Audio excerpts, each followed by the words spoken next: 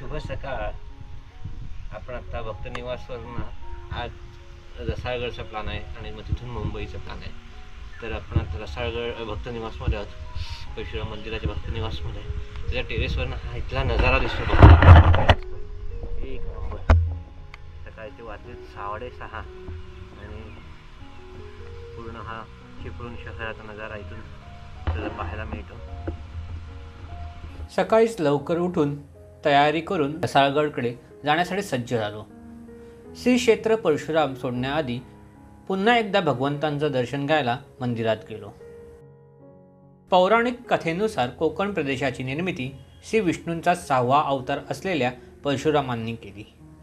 परशुरामाने 21 वेळा पृथ्वी निशस्त्र केल्यावर त्याने जिंकलेली सर्व भूमी ऋषी कश्यपांना दान केली. स्वतः परशुराम दक्षिण पर्वतावर निघून गेले व तेथे त्यांनी शूरपारक देशाची निर्मिती सागरापासून केली, असा उल्लेख महाभारताच्या शांती पर्वात आढळतो.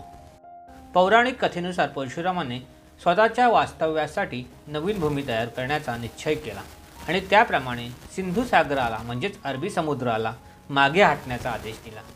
सागराने परशुरामाच्या बाणाच्या टप्प्यापर्यंत मागे हटण्याचे मान्य केले. त्याप्रमाणे परशुरामांनी सह्याद्रीवर शरसंधान केलं व कोकणची भूमी निर्माण केली.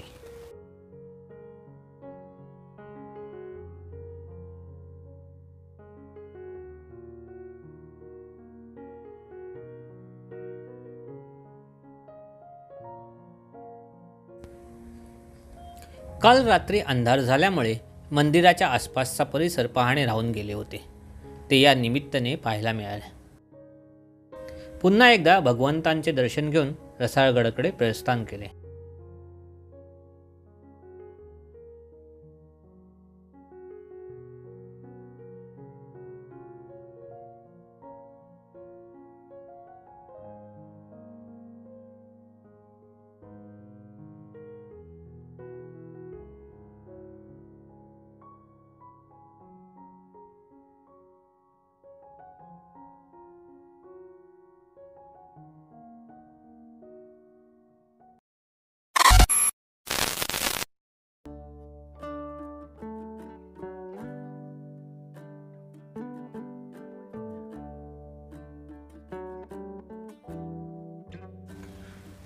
चिपळूणहून रसाळगडकडे जाण्यासाठी प्रथम आपल्याला खेड गाठावे लागणार होते.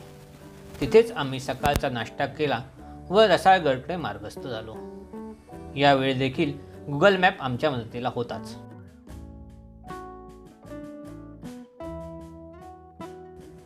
मध्ये मध्ये पाऊस कोसळत होता. खेड ते रसाळगड हे अंतर साधारण 18 ते 20 किलोमीटर असावे.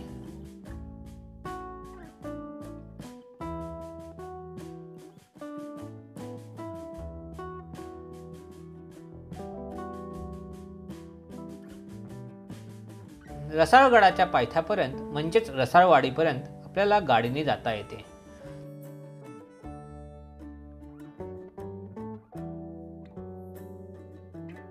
त्यामुळे आपण आता रसाळवाडीच्या ठिकाणी येऊन पोहोचलोय आणि वाडी थोडी वरती आहे, गाडी खाली लावलेली आहे आणि आता आपण रसाळगडाकडे निघालोय. वरती जसं आलो तसं पावसाला सुरुवात झाली जोरदार. तुम्हाला बघायला मिळत असेल.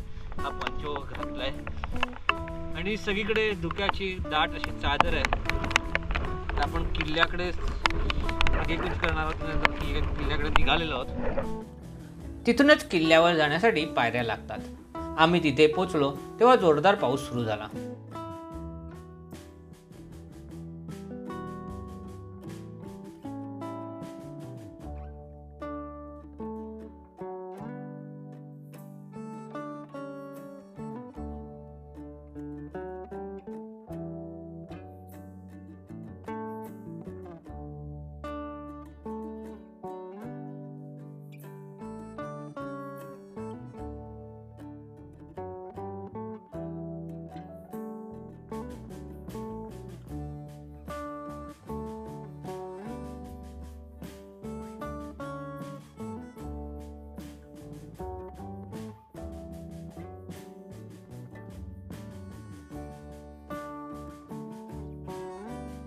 साधारण 15 ते 20 मिनिटात आपण किल्ल्यावर येऊन पोहोचतो.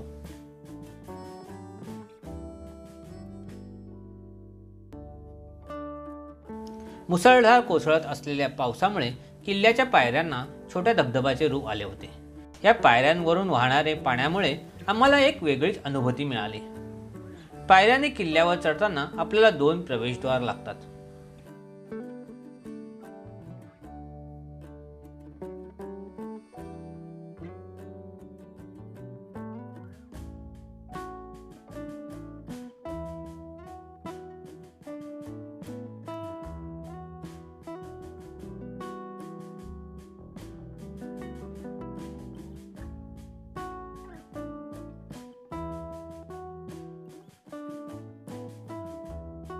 पहिले प्रवेशद्वार ओलांडून काही पायऱ्या चढून गेल्यावर आपल्याला मारुती रायाचे दर्शन घडते.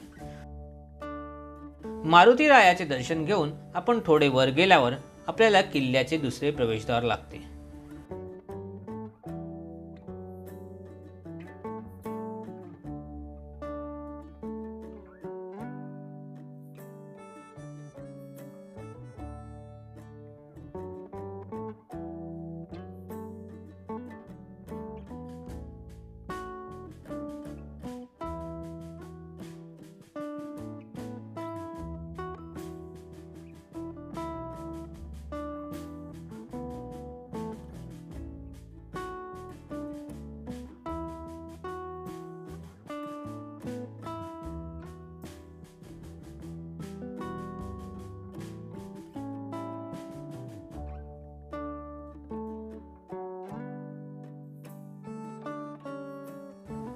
या प्रवेशद्वारातून किल्ल्यावर प्रवेश केल्यावर तटावर ठेवलेली भली मोठी तोफ आपल्या नजरेस पडते.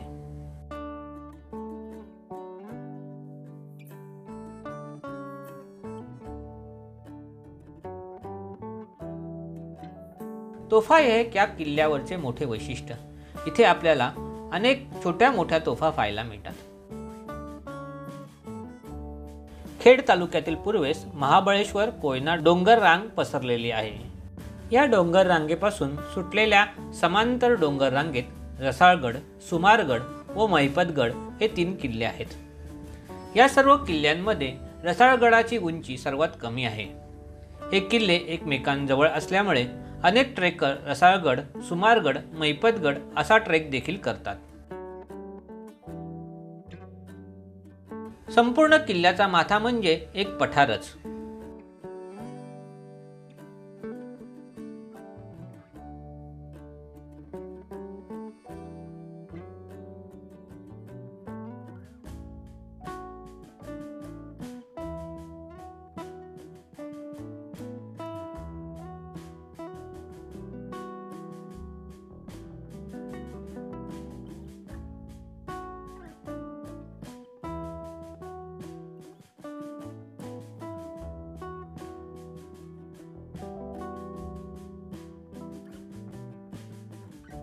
या किल्ल्यावर श्री वाघजाई, भैरी व झोलाई असे देवींचे एक मंदिर पाहायला मिळते.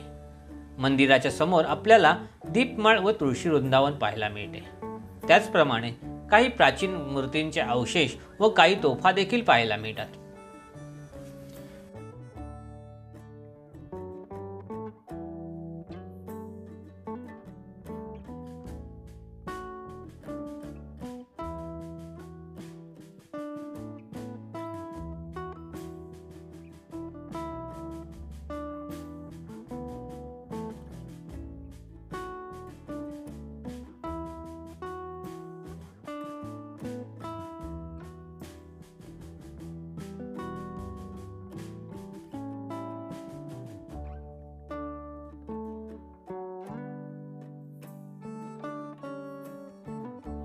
या मंदिराच्या आतील एका भिंतीत अनेक देवी देवतांच्या पुरातन मूर्ती ठेवलेल्या आपल्याला पाहायला मिळतात.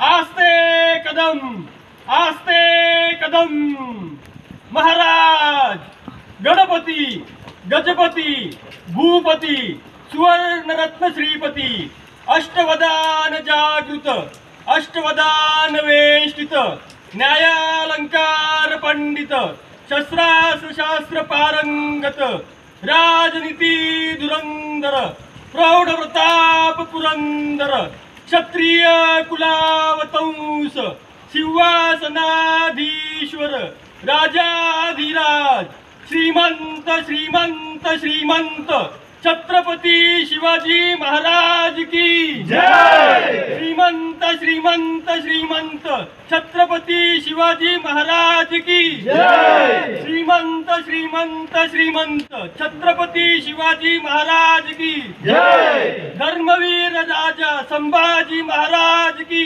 जय। राजमाता मा जिजाऊ साहेबांचा जय हो। जय भवानी जय शिवाजी। आणि रक्तात भिनलंय काय। जय जिजाऊ जय शिवराय जय शिवराय। देवीचे दर्शन घेऊन बाहेर आल्यावर उजव्या हाताला देव टाकं व डाव्या हाताला देखील एक पाण्याचं टाकं लागतं.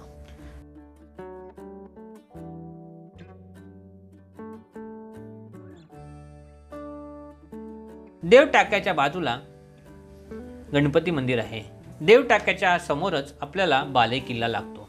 बाले किल्ल्याला 4 बुरुज असून किल्ल्यात प्रवेश केल्यावर समोर आपल्याला चुन्याचा घाणा लागतो.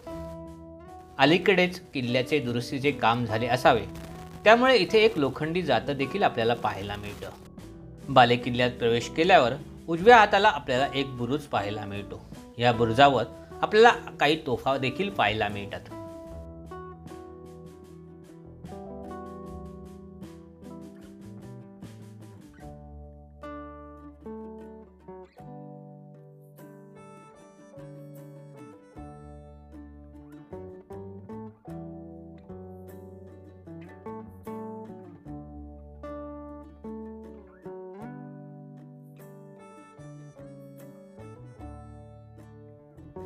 किल्ल्याची भ्रमंती करत असताना आपल्याला किल्ल्यावरील वास्तूंचे अनेक अवशेष पाहायला मिळतात.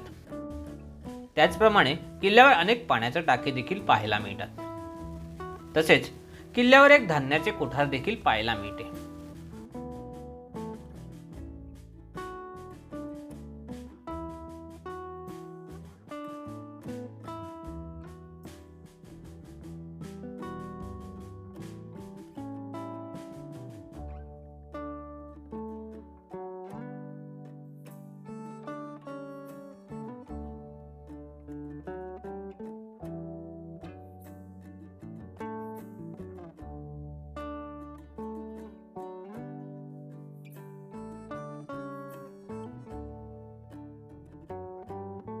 मंडळी, संपूर्ण गड फेरीस 2 ते 2.5 तास लागतात. किल्ल्यावरची भटकंती करून आम्ही तिथे थोडा वेळ विसावलो. आता आमच्या पोटात कावळे देखील ओरडायला लागले होते. आम्ही आजचे जेवण किल्ल्याच्या पायथ्याच्या वाडीत करणार होतो. शेवटी गड उतार होऊन त्या चुलीवरच्या गरमागरम जेवणाचा आस्वाद घेऊन आम्ही मुंबईच्या दिशेने निघालो. मंडळी, आमच्या या 2 दिवसाच्या भटकंतीला आम्हाला प्रत्येकी 1500 रुपयांचा खर्च आला. त्यात राहणं, खाणं, फिरणं यासोबतच जी रेल्वेची तिकीटं रद्द करावी लागली त्याचे चार्जेस देखील समाविष्ट होते. तर मंडळी, आमची रसाळगडची भटकंती तुम्हाला कशी वाटली ते आम्हाला कमेंट करून नक्की सांगा. हा व्हिडिओ तुम्हाला जर आवडला असेल तर या व्हिडिओला नक्की लाईक आणि जास्तीत जास्त लोकांपर्यंत शेअर करा. चॅनलवर नवीन असाल तर चॅनलला सबस्क्राईब करायला विसरू नका. लवकरच भेटूया आणखीन एखाद्या व्हिडिओसोबत. तोपर्यंत धन्यवाद.